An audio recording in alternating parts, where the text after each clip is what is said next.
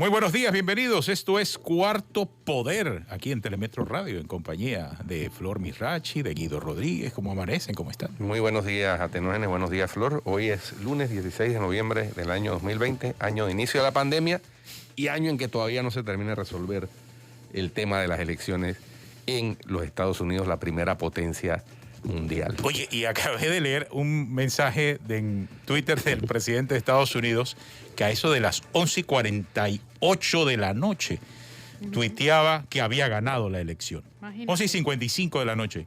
I won the election, dice. Oye, En mayúscula, gritado. En mayúscula. Gritado. fuera en Panamá y uno pensaría que el presidente está tomando.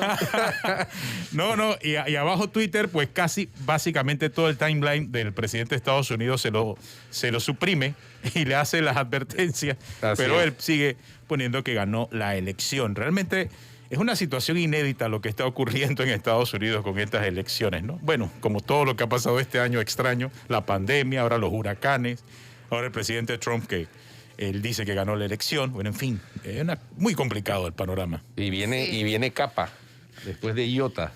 Se está formando otra. Oiga, pero ¿no les llamó la atención algo? Y yo creo que comprueba lo que nosotros habíamos advertido hace unas semanas acerca de la manera en que el gobierno asumió la tormenta ETA en su momento. Llegaron tarde. Ahora, con mucha precaución, tomando las medidas, pudimos ver realmente el accionar correcto que debiese ser en cualquier tormenta. Están sacando, desalojando a la O sea, gente. exacto, o sea, es evidente que sí demoraron la vez pasada y ahora actuaron con mucha antelación como debiese ser. Yo creo que ahí hay un buen punto y creo que lo planteaba muy bien Don Deris ayer en el knockout con Flor acerca de eso. Así que Don Deris, pues no es que estaba hablando de más ni se equivocó. Yo creo que Don Deris entonces tenía razón. Se actuó tarde. Él advirtió desde septiembre, desde el 12 de septiembre, que había una posibilidad de que hubiera afectaciones. Y ciertamente este fin de semana vimos en redes sociales los videos de personas que increparon al presidente Laurentino Cortizo, una señora ya copartidaria suya, lo increpó, lo hizo que se bajara del carro y que fuera a ver su casa. Y la verdad es que el estado lamentable de esa casa, con lodo hasta la mitad de la pared, todos los muebles dañados, etcétera, llamaron la atención de mucha gente. Y ahí fue donde encontró la rosa, ¿verdad? Ahí fue donde encontró la rosa, en esa misma gira, ¿no? Porque estaba con la misma indumentaria, con un jacket rojo y su gorra y sus botas. La rosa de Nito, que se ha popularizado también en redes sociales, ¿no? No sé si habrá sido una estrategia para llevar la rosa, o habrá sido producto de la inspiración del presidente que se emocionó. No sé, yo por igual lo felicito por no perder la poesía en su vida, pero creo que el momento es terrible, creo que la gente lo que necesita más que poesía son respuestas, y en el momento que haya respuestas, las poesías no van a incomodar, pero el problema es que se recibe la poesía en vez de la respuesta. Y así mismo la gente reaccionó. Eso fue medio poético. Es que te salió hasta en rima. Pero es que ¿cómo te sentirías tú si lo has perdido todo y llega este señor a hablar de la rosa? Totalmente. Oye, de verdad que me parece hasta, o sea, no sé. Sí. El tema es ese. Yo lo tuve que oír 2 veces, yo no sé. El tema es que las respuestas han llegado tarde. Yo pensé que era broma. O sea, originalmente pensaba que era una broma. Claro, la respuesta, yo lo tuve que oír 2 veces, en serio. La respuesta de la prevención llegó tarde. Porque eso quedó evidenciado, a diferencia de ahora con Iota, que sí se han tomado las previsiones del caso. Incluso no solamente en tierras altas, en Bocas del Toro, sino incluso en el distrito de San Miguelito, se han reubicado a personas que están habitando en lugares peligrosos, porque la tierra está saturada de agua ya. Y entonces alguien decía que no resiste ni un vaso de agua la saturación de la tierra. Y entonces en esta ocasión sí se han tomado las medidas. De ahí pues que el malestar, si se quiere, la frustración de la gente por la falta de respuestas que quedaron evidenciadas en esos relatos que circularon en redes sociales en forma de video, ¿no? No. Demostró el gobierno que sí, evidentemente, la vez pasada no hizo lo que tenía que hacer. Claro, el presidente estaba en cuarentena, pero había gente encargada entre ellos el vicepresidente de la República, que en todo caso era el responsable directo de llevar adelante todo este operativo. pero estábamos en 2 de noviembre, 3 de noviembre, fiestas patrias, elecciones en Estados Unidos, y no le prestamos atención a la tormenta y el efecto que tuvo. Ahora sí estamos viendo un accionar como debe ser en cada una de estos huracanes que por lo visto se volvieron muy comunes y cuyos efectos estamos recibiendo, aunque no el golpe directo, pero sí el efecto indirecto de la tormenta en la región atlántica. Y vemos que sí puede pasar, ¿no? Exactamente. Y Atenógenes, nadie le está pidiendo al gobierno ni a las autoridades del gobierno que hagan magia para evitar las consecuencias. Lo que se está pidiendo es que se tomen las medidas de prevención para aminorar las consecuencias. Que no pase lo que ocurrió con Iota, con ETA, que no hubo manera, ahí se perdieron casas de gente humilde y casas multimillonarias, mansiones. Es decir, fue una cantidad de agua terrible la que cayó, pero se hubiera podido prevenir muchas de las pérdidas, sobre todo de las poblaciones humildes que desafortunadamente siguen construyendo al lado de los ríos. La alerta de SINAPROC fue para playas y ríos, pero no basta con emitir una alerta. Hay momentos en que las condiciones y las proyecciones de las condiciones meteorológicas obligan a tomar medidas de reubicación, como sí se ha hecho en esta ocasión. Hoy el diario La Estrella de Panamá publica en primera plana que el ex procurador de Brasil, Rodrigo Janot, reveló que durante un año su homóloga en Panamá, Kenia Porcel, se rehusó a compartir información y responder sus llamadas sobre la operación Lavallato. Según La Estrella, el ex procurador brasileño Rodrigo Janot, quien puso en marcha la operación Lavallato, que ha llevado a prisión a decenas de empresarios y políticos de su país, reveló cómo la institución que dirigía su homólogo en ese entonces, Kenia Porcel, aquí en Panamá, se rehusaba a colaborar con las investigaciones del caso de Brecht, considerado el mayor escándalo de corrupción del último lustro. Es lo que dice el ex procurador brasileño a el diario La Estrella de Panamá. Sí, publicó un libro sí. En donde hay un capítulo dedicado a Panamá y dice eso. Yo recuerdo que cuando se publicaron porque eso no es primera vez que se publica, la explicación que dio la entonces procuradora es que el fiscal de Brasil había solicitado una especie de fishing expedition, y entonces la respuesta que le dio el Ministerio Público panameño fue: detállenos qué cuentas quiere usted que le informemos. Pero yo recuerdo la orden, que incluso la orden del procurador de Brasil ordenaba incautar los fondos y repatriarlos a Brasil. Es decir, era una orden bastante, digámoslo así, ilusa, porque eso, o sea, en una investigación que estaba incipiente. Brasil lo que quería era acceso completo al sistema panameño, sería, porque no es que tenían algo en específico, sino querían investigar todo.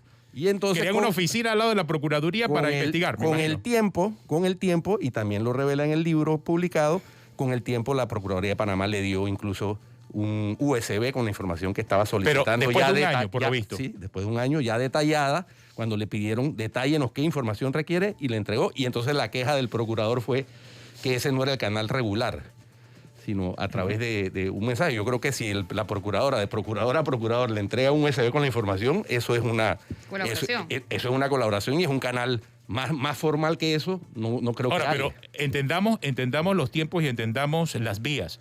¿Eso en algo hubiese apoyado o ayudado a la investigación en Panamá del caso de Brecht, del caso Lavallato? O sea, no, yo creo que la investigación en Panamá realmente revienta. Recordemos cuál es el origen. El origen de la investigación en Panamá es una denuncia que presenta Alvin Widen, el excontralor Alvin Widen, en diciembre del 2015. ¿15 o 14? 15. Sí, de 2015 exactamente. Diciembre del 2015. Entonces, la cuestión coge fuerza en Panamá a partir de la confesión de Odebrecht en el distrito este de Nueva York. Porque antes había estado la denuncia y había estado ahí a un ritmo, digámoslo así, sin premura.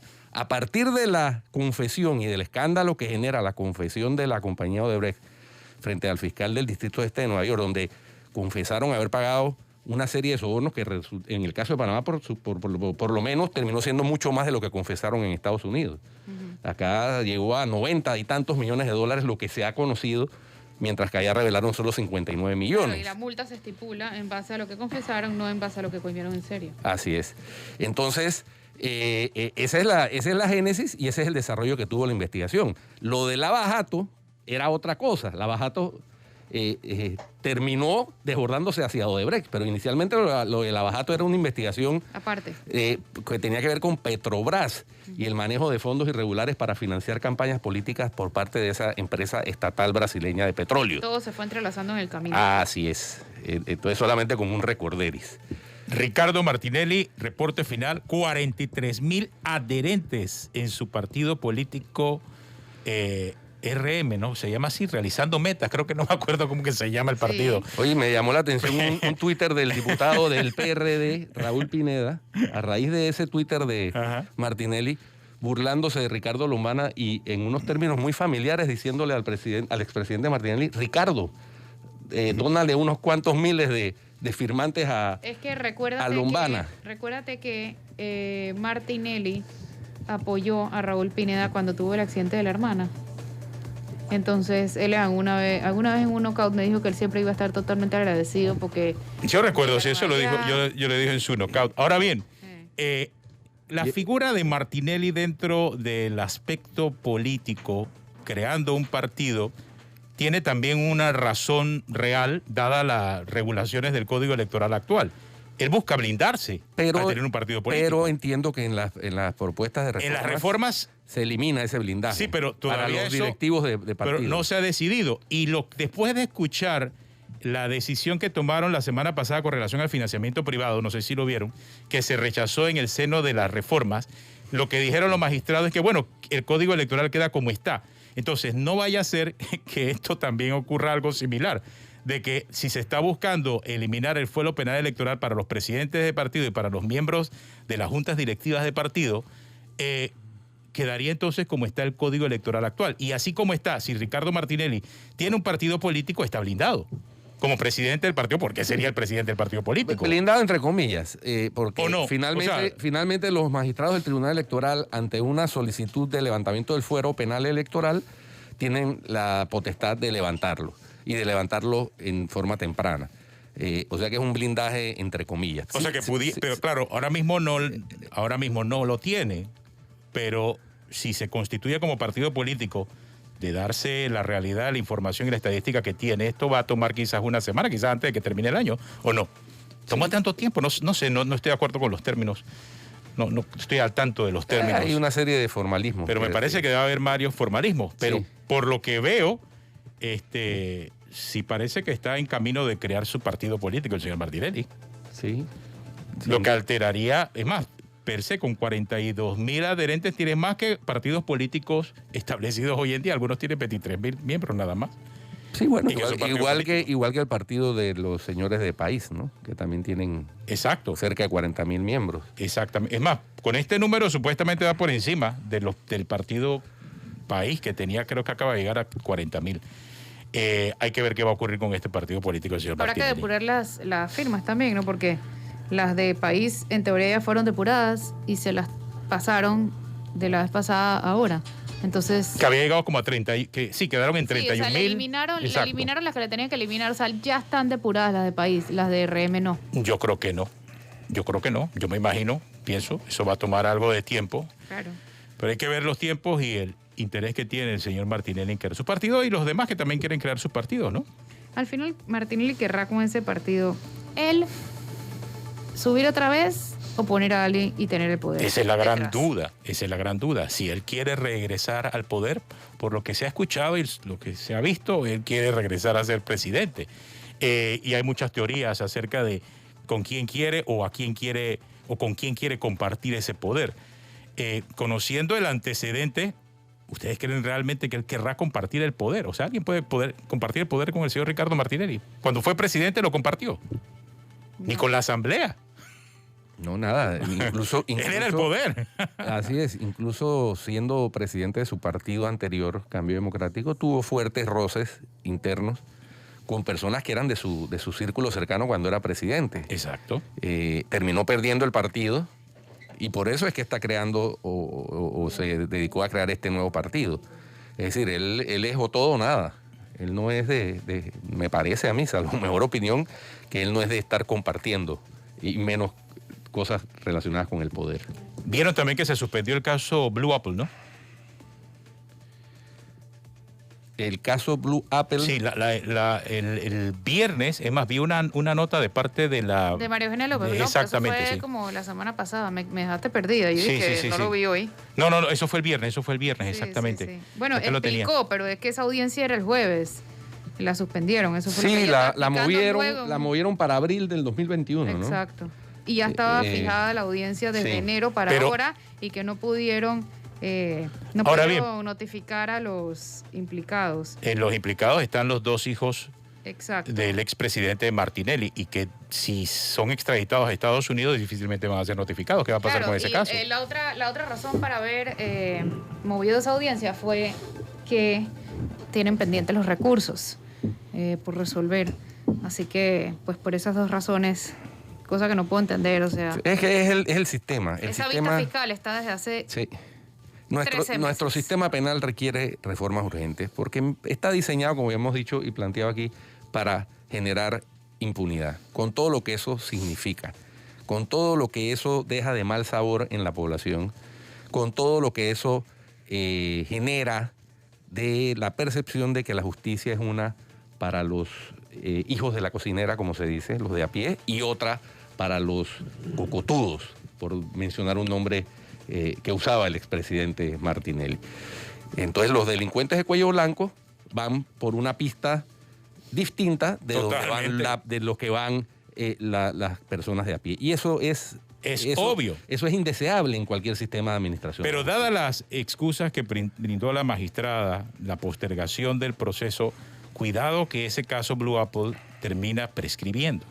O sea, se hizo mucha bulla y al final lo que están haciendo es salvando a la gente a punta de recursos. Así que al final el recurso que viene es el de... Es el abuso de la ventaja procesal que se da en la mayoría de los casos. Mira lo mismo del caso SAP ahorita pidiendo prescripción. El caso SAP, Así en donde hubo confesión, exactamente. Condena en Estados Unidos al ejecutivo de SAP que confesó haber sobornado a funcionarios del gobierno panameño y aquí quedó en nada. Y ya están pidiendo la prescripción. Ya le digo, y por los vientos que soplan, Blue Apple, SAP, bueno, Odebrecht no sabemos, porque Odebrecht todavía hay la espera de una vista fiscal para el mes de diciembre, según lo que dijo el procurador. New Business desde julio de este año no hay ningún avance, no hay nada. La notificación al expresidente Martinelli para ser indagado y ya, ahí terminó. En julio del año 2020, ahí no ha habido ningún avance, o por lo menos no tenemos conocimiento, la Procuraduría no ha dado a conocer de que haya avances en ese caso. Bueno, y la sanción en firme para el caso de las escuchas telefónicas, que también estamos a la espera. Bueno, eso es es esta semana. Debiese ser esta semana. El viernes 20. Estamos entonces a la espera. El viernes 20 de diciembre del año de la pandemia, de inicio de la pandemia y de la solución o de la resolución del caso de Pinchazo. Tenemos una pausa. Al regresar vamos a estar hablando acerca de lo que ocurrió con la ley de salud mental. ¿Por qué razón fue vetada? Vamos a entrar en esos detalles. Aquí en Cuarto Poder, quédese con nosotros. Bueno, y la gran pregunta es, ¿qué pasó con la ley de salud mental, Flor? Hoy vamos a hablar con la doctora en psicología Vali Maduro, motor de la salud mental en Panamá, no de ahora, de hace muchos años, para aclarar un poco qué hay detrás de este veto. Vali, buenos días. Muy buenos días, muchísimas gracias por la invitación. Buenos días. ¿Qué hay detrás de este veto? Bueno, las personas que lo escribieron dicen que objetan a diferentes partes de la ley, por ejemplo, la falta de definiciones, que usualmente en una ley una solamente pone definiciones de los conceptos que están dentro de una ley, del mismo anteproyecto. Por eso hay que poner más verdaderamente... Lo convierte en un diccionario, más que un glosario, ¿no? Como que algunas diferencias, algunos errores en palabras pues que habría que cambiarse. Y lo más significativo es que hay unas objeciones al artículo 21, ¿no? Porque ahí se pedía derogar algunos artículos del Código Sanitario. ¿Por qué se solicitaba esto? Porque utiliza conceptos como manicomios, a los enfermos de la salud mental les llama psicópatas, incurables, totalmente conceptos que están desfasados y que son discriminatorios a las personas afectadas de cualquier enfermedad de la salud mental. Vali, también en el informe del veto a la ley se establece, y es la parte que yo quiero rescatar, se establece la necesidad de la ley y de corregir los errores o las cuestiones de forma, e incluso de convocar prácticamente a una mesa para prontamente resolver esas diferencias y de manera que pase el proyecto nuevamente corregido a la sanción presidencial. Entiendo que en eso ya se está avanzando también, porque es lo importante, ¿no? Llorar sobre el agua, sobre la leche derramada, pues no tiene sentido. Lo que hay es que trabajar porque es una necesidad sentida, evidentemente, modernizar el concepto de salud mental y empoderar a las entidades del Estado y a los particulares que trabajan en esto para que haya una solución al alcance de las personas que padecen este tipo de situación. Sí, así mismo, mira, nuestra preocupación es que esto quede sentado o engavetado en algún lugar y que no se vuelva a tratar con la rapidez y la importancia que se merece. El 3 de noviembre cumplimos 117 años de fundados como república. Es inaudito que Panamá no tenga una ley que establezca las políticas públicas de salud mental. La salud mental está detrás de la salud general y está escondida, y asimismo tiene un presupuesto mínimo. Entonces, estoy de acuerdo contigo. Yo creo que debemos apresurar el hecho de regresar estas conversaciones, estos debates a la Asamblea, invitar a quienes están interesados a participar. Para nosotros nunca ha sido un obstáculo que otras personas quieran participar. Cada vez que otras personas querían participar en la mesa de conversación para redactar esta ley, estuvieron siempre bienvenidos. Lo que nos llama la atención es que algunas personas que estuvieron invitados, ¿verdad?, leyeron el anteproyecto, no hablaron nada hasta cuando fueron a hablar con el presidente para que la vetara. Entonces, esta es nuestra preocupación. Vale, y se puede saber quiénes eran esas personas que fueron invitadas, que participaron, porque realmente es poco serio. Si te invitan, si eres parte de la discusión, ¿por qué razón entonces después terminas dándole la puñalada por la espalda? Por lo visto, porque ellos eran parte. Si no hubiesen sido parte, si no hubiesen sido convocados, menos mal, pero si se les convocó, ¿por qué después entonces le hacen esto? Ahí no te podría contestar. Quizás sería importante de repente hablar con las autoridades del Ministerio de Salud, la Caja del Seguro Social. Fíjate que el jefe del Salud Mental, el doctor Calderón, y parte de su equipo estuvieron ahí más de 3 meses. La directora de la Caja del Seguro Social, la doctora Vanessa Flores, también estuvo ahí.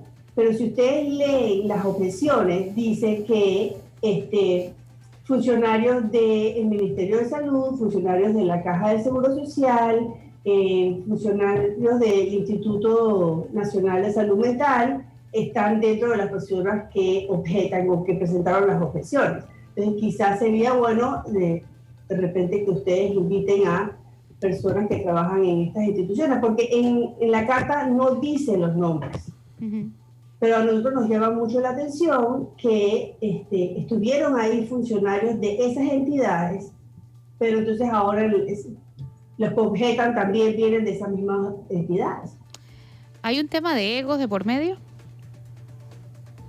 Bueno, si me preguntas mi opinión, me da la impresión que sí. Nosotros tuvimos una reunión luego de que fuera aprobada la ley, tuvimos una reunión porque ya se comenzaba a escuchar que estaban solicitando al presidente que la vetara, y tuvimos una reunión con funcionarios del MINSA y del Instituto Nacional de Salud Mental, y ellos ahí nos dijeron que ellos podían hacer una mejor ley. Entonces yo les dije, siempre se puede hacer una mejor ley. Correcto. Lo que pasa es que el tiempo va pasando y todavía no tenemos una ley. Este proyecto de ley se trabajó nos sentamos más de 3 meses a trabajarlo, ¿verdad? Pero ha tomado todo este año para que sea aprobado por la Asamblea. Y de nuevo, ahora vamos a 0. empezar desde cero, porque hay un grupo de personas que considera que pueden hacer una mejor ley. ¿Por qué no? A ver, Vali, aclárame eso. ¿Quieren hacer?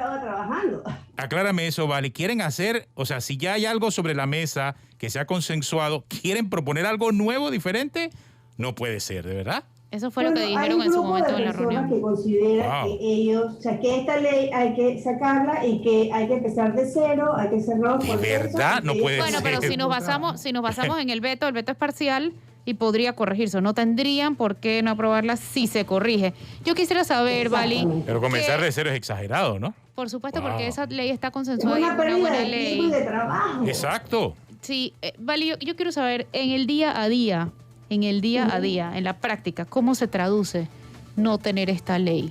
¿Cuáles son las cosas puntuales que vemos hoy y que se corregirían con la ley? Mira, esa es una excelente pregunta. Para comenzar, el Estado no tiene un plan nacional de salud mental, para comenzar, ¿ok? Esta ley pretendía también crear una red intersectorial, intersectorial, de diferentes sectores, ¿ok? Para poder trabajar en conjunto y mejorar la salud mental. Esta ley, por ejemplo, en este momento, en papel se dice que el presupuesto de la salud mental es el 3% de la salud general, que no llega a nada. Mira, nosotros tenemos pacientes que hacen intentos suicidas, que van al hospital, se les da tratamiento, se les estabiliza y la próxima cita es dentro de un mes. Sí. Es inaudito que una persona que esté en riesgo se le tenga que ver un mes después. Tampoco hay camas suficientes. ¿Así? Dime. Tampoco hay camas suficientes. Cuando te dejan hospitalizado, tampoco hay atención. Muchas veces no es digna la atención tampoco.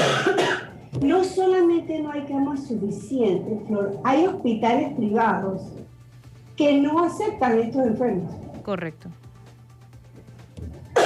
Hay una gran discriminación a esta población, que es lo otro que la ley ayudaría a evitar.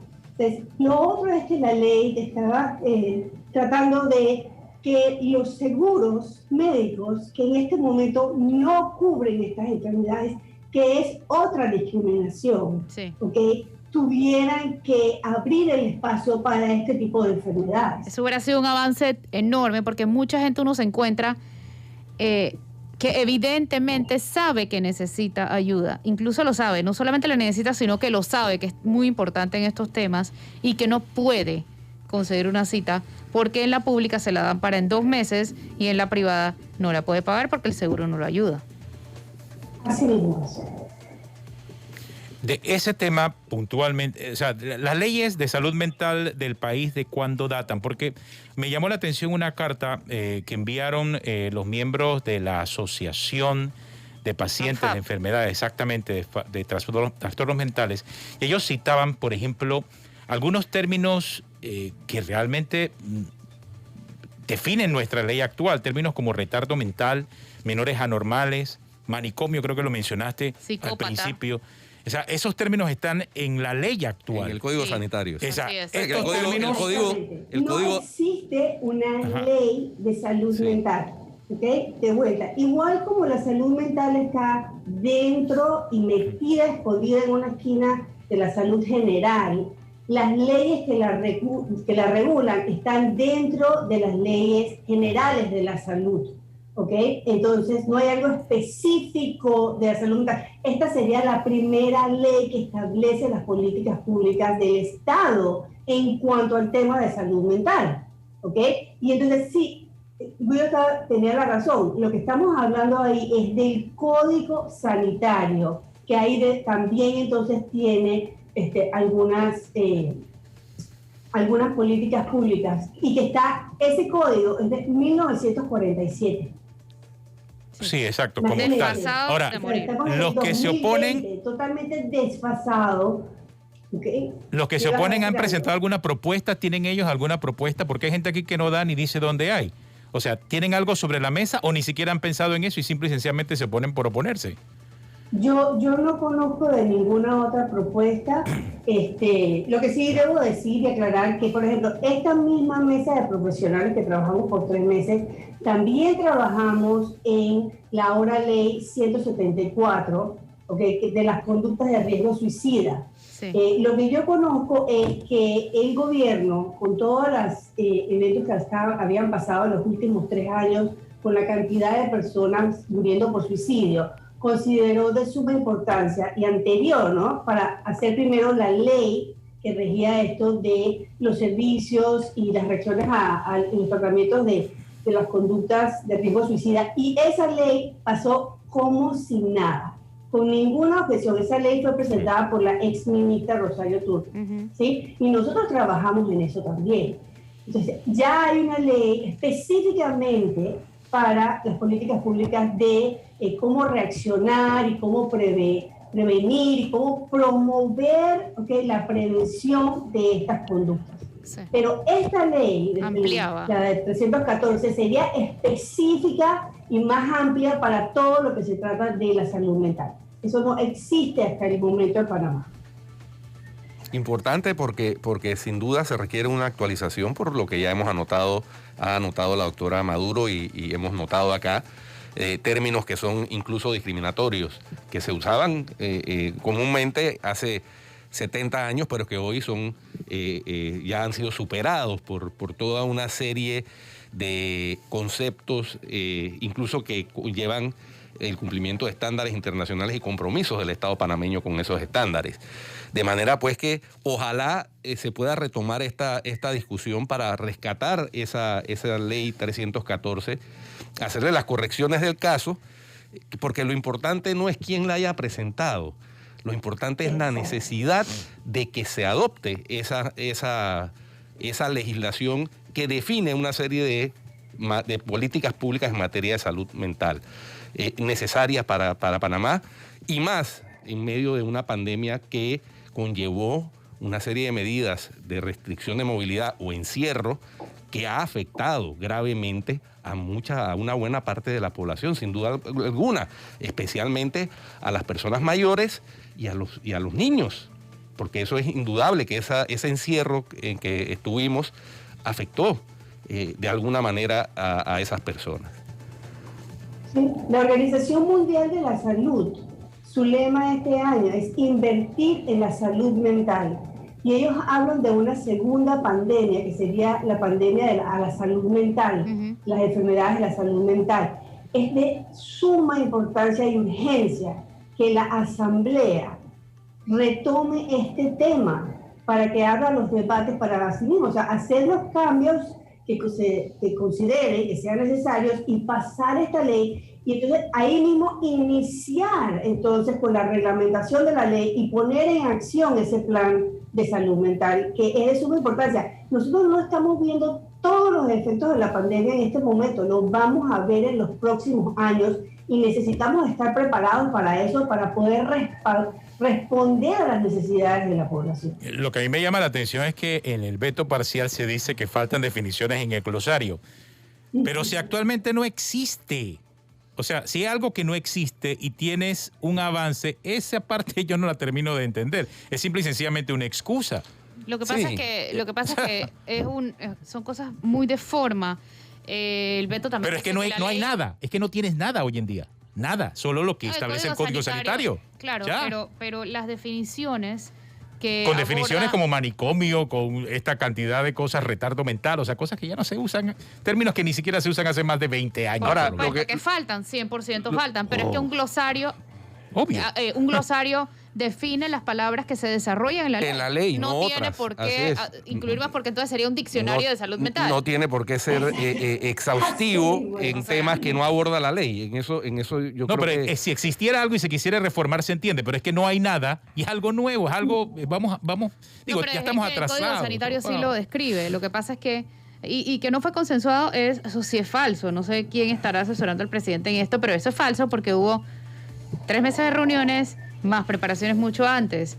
Luego estuvo en la asamblea y eso lo vieron por lo menos 15 agrupaciones. Bueno, eso en la experiencia les puedo decir que no es de sorprenderse y yo tuve la experiencia también en materia de consensuar un texto de un proyecto de ley y que en el caso mío, después de que se había consensuado con todos los actores participantes, pasó lo mismo.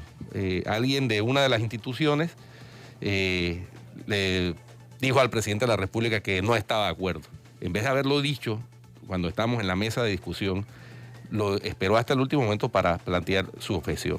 Y el proyecto de ley, estoy hablando del proyecto de ley que reforzaba la jurisdicción de cuentas, no pasó, ni siquiera fue aprobado por el... O sea, se aprobó finalmente en el gabinete, pero se dañó el pacto de gobernabilidad y murió en su cuna. Y eso, lo que quiero decir es que eso sucede. Desafortunadamente, eso que plantea la doctora Maduro, de que actores importantes que participan en la mesa de conversación, en algunas ocasiones aportan, en otras ni siquiera aportan, y esperan hasta el último momento para después presentar objeciones. Es poco serio. Entonces, eso. Así es lamentable. Pero los intereses la políticos realidad terminan prevaleciendo. Esa es la sensación que queda, sí. Que lo que había de trasfondo es un interés político, un interés de ego. En el caso de esta ley, fue presentada por un diputado, por dos diputados de la bancada independiente, Gabriel Silva y Raúl Fernández, entiendo que también, pero fue aprobada por unanimidad en la Asamblea. Es decir, esto no hubo unos grandes debates en la Asamblea sobre el tema, y llega a la presidencia para la sanción y entonces aparecen las objeciones, que yo puedo entender las de forma, pero sin embargo, que son fácilmente corregibles, pero sin embargo creo que es buscarle también un poquito la quinta pata al gato. Es la sensación que queda, ¿no? Y ojalá se pueda rescatar, que yo creo que es lo que hay que urgir. Y ojalá la ciudadanía también, yo he visto mucho apoyo en redes, pero aquí todo es muy de olas, ¿no? Uh-huh. Entonces es importante que la ciudadanía también muestre su apoyo, porque este tema en realidad nos afecta a todos y nos ayudaría a todos en su momento. No lo vemos así, pero hoy... Miren, son unos, mañana son otros. Hoy soy yo, mañana es un familiar mío y así. Es que nadie está exento de enfermarse de alguna de las afectaciones de... No, y no hay edad. Yo estoy viendo ahora de la salud mental. Lo que está ocurriendo con esta pandemia y los cantantes, por ejemplo, de música urbana. Hablamos de este muchacho, ¿cómo que se llama? No. El colombiano que tiene... exactamente. J Balvin tiene un problema de depresión. Y yo primero pensé que se trataba de solamente de una forma de llamar la atención y ver cómo conseguía más views. No, es real el problema de depresión que tiene. Es un problema que tiene de arrastre hace varios años. Y que si fuera tratando de manipular, sí. Hazle caso, porque detrás de eso muchas veces hay... O sea, deseos de llamar la atención, No, es que si necesitas llamar la atención así es por algo, ¿verdad, Ali? Así mismo es. La mayoría de las personas, por ejemplo, que nosotros llamamos manipuladores, no tienen las herramientas saludables para poder pedir ayuda. Mira eso. ¿Sí? Entonces, detrás de una persona que uno siente que está buscando atención o que nos está manipulando, es que la persona quizás verdaderamente necesita la ayuda y no sabe cómo pedirla.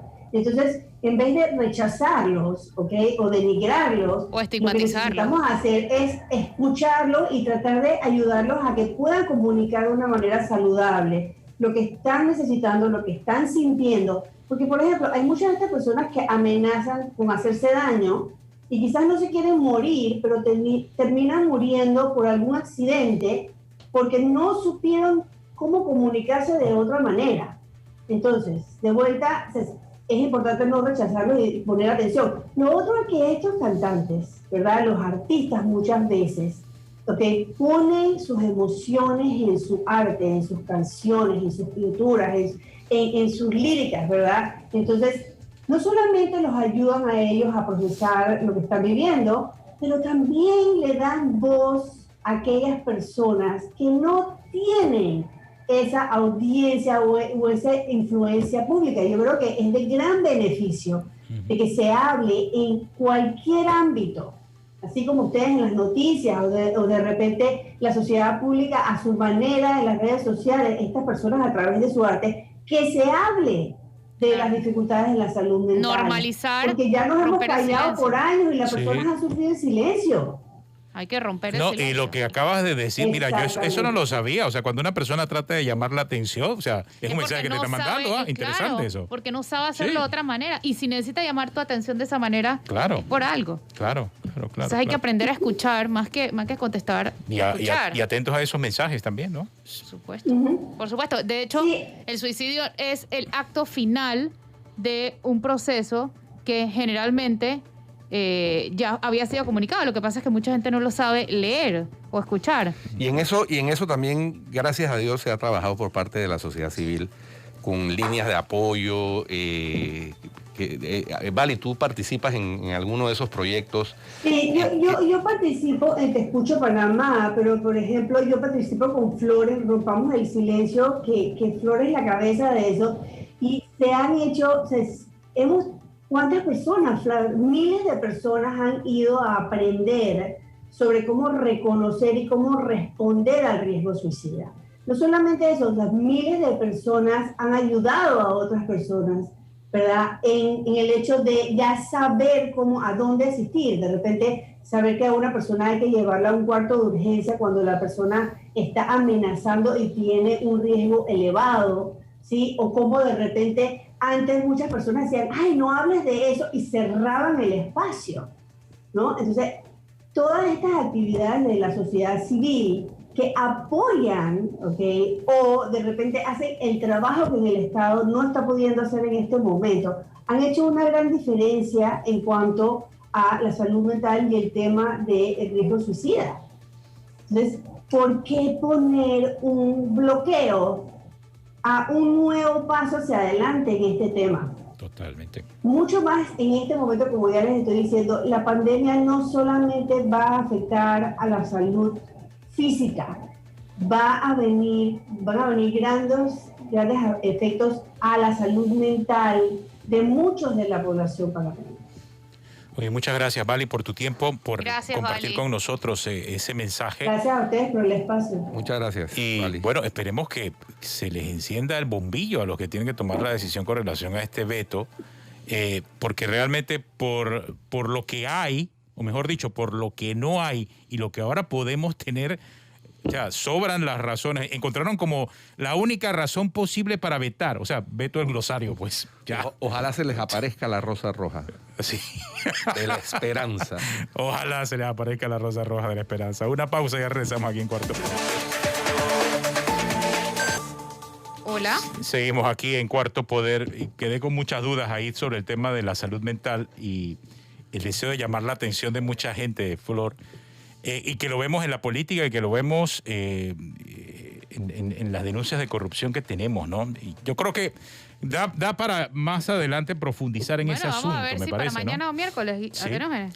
Sí, Oye, yo creo el que sí. presidente aprobó 48 millones para la compra de la vacuna contra el COVID. Pero me queda una duda, ¿eso incluye los 20 millones que ya habían anunciado para eso? Eso lo anunciaron, creo que es en septiembre lo anunciaron. Entonces, ¿serían 68 o 28?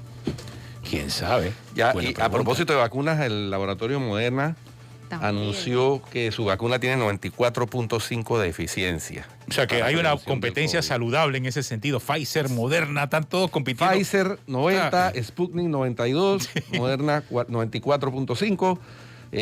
A ese ritmo llegaremos pronto a una que tenga el 100%. Ahora, el desarrollo de las vacunas es un tema complejo. No Uy, es, sí. no es como la gente piensa que ya, y porque un político dijo ya, aquí Sí, ya la tenemos, no. Hay Eso un tema logístico. es un tema de Allí- todo. Mira, la vacuna más rápida que se ha aprobado hasta ahora en la historia de la humanidad ha tomado 5 años. Sí. Que es O sea, la, que la esto sería Esto es récord. Esto sería un super récord. Pero vi, por ejemplo, que en el caso de la Moderna versus la de Pfizer es la capacidad de conservación en frío. O sea, la de Pfizer creo que necesita menos 70 Menos grados y 70 menos grados. 8 grados, una cosa así, ¿no? Sí, sí, ese es un tema importante porque muy pocos países tienen la capacidad de la cadena de frío a esa temperatura tan baja, menos 70 grados. Claro. En cambio, 8 grados sí es mucho Y más. sobre todo las realizable. dimensiones de los países. En el caso nuestro, pues somos 4 millones de habitantes, pero imagínense países como Colombia que tienen 50 millones, Brasil que tiene 200 millones, México 200 millones. O sea, se les hace mucho más difícil poder trasladar esa vacuna a todo su país y a todos sus... Y cuando una vez habitantes. que se apruebe las vacunas, tal como nos dijo el doctor Xavier Saint-Lloren, el primer foco de población al que va dirigido la vacuna es a los sectores de alto riesgo, es decir, a los médicos, enfermeras, asistentes que han estado en contacto con los pacientes de COVID. Eso es por norma internacional. Luego viejitos. Luego las personas, el grupo etario en riesgo. Y de último, entonces vienen los comunes y corrientes, mundanos. el resto de la población, los mortales, Los mortales. nosotros. 9 en punto. Bueno, también los sectores ¿Y vulnerables. los ¿no? políticos van con los primeros o con los doctores, antes de los doctores, Estoy después de los seguro- doctores, o con los mundanos? Estoy seguro, bueno, el caso de nuestro presidente debe estar en el primer grupo, porque él es edad vulnerable. Él es- Claro, Sí. el caso de nuestro presidente. El vicepresidente no. El Así que vicepresidente puede ir con los mundanos. puede ir con los Tiene como mundanos. 23 Pero años. el presidente sí que darle prioridad. Así terminamos aquí en Cuarto Poder. Hasta mañana. Gracias Hasta por mañana. acompañarnos. Chao.